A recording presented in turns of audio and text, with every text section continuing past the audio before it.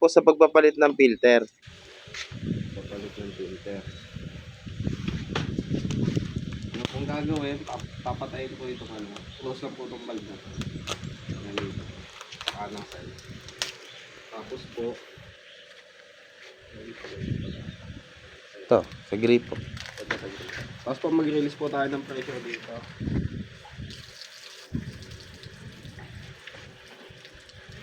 Para po madaling buksan. Ngayon po, pag mahina na ho yun, or wala na po yung tubig, gamit po tayo ng spanner, sasalat lang po natin sa groove dito. Pasok po natin. Piit lang po pakaliwa.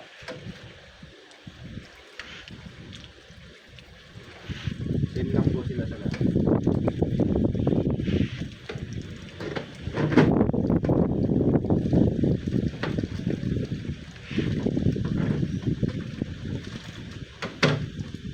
Ngayon po, pag naluwagan na po, pwede na po natin tanggalin yung housing. Alali lang po sa ilalim, tapos piit po pakaliwa.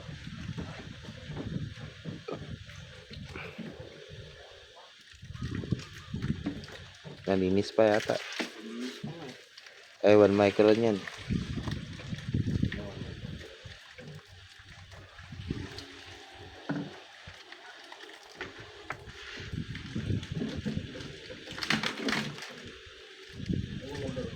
Malinis pa nga. Pero sige, palta mo na rin. Hindi na rin yung limo na rin. 2 years na to eh.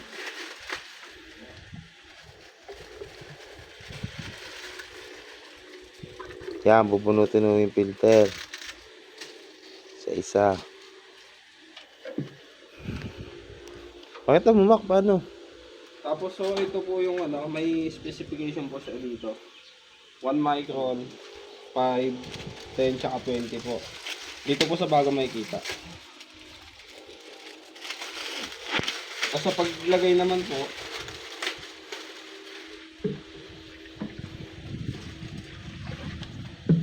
kahit magkabaliktad po ng pasok ng butas, okay lang po. Tapos isakto ho natin siya sa guide niya sa ilalim.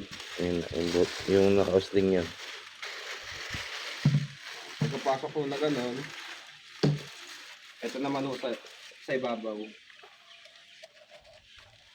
Ganyan lang po siya. Tapos po sa pagkabit, alalay pa din ho, tapos pakanan naman po yung bihis.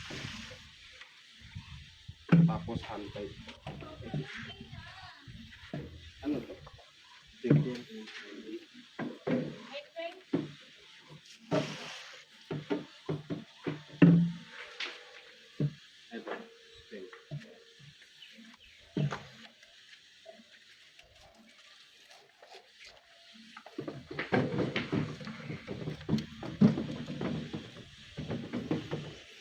Hantay lang po. Tapos sa paghigpit po, saktong ano lang higpit. Hindi naman siya sa kailangan sobra.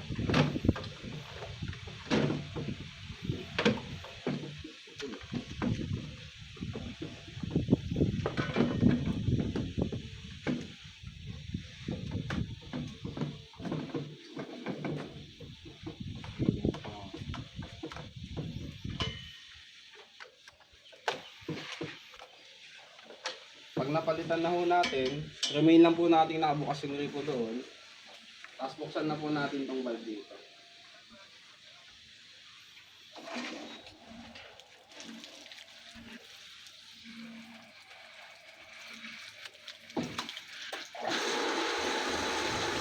Hintayin po natin maging continuous yung flow ng tubig bago po natin i-start.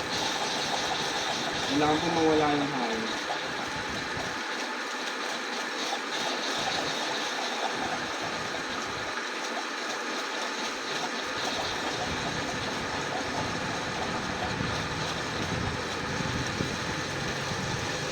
Pag continuous na po, okay na po yun. Ganun lang.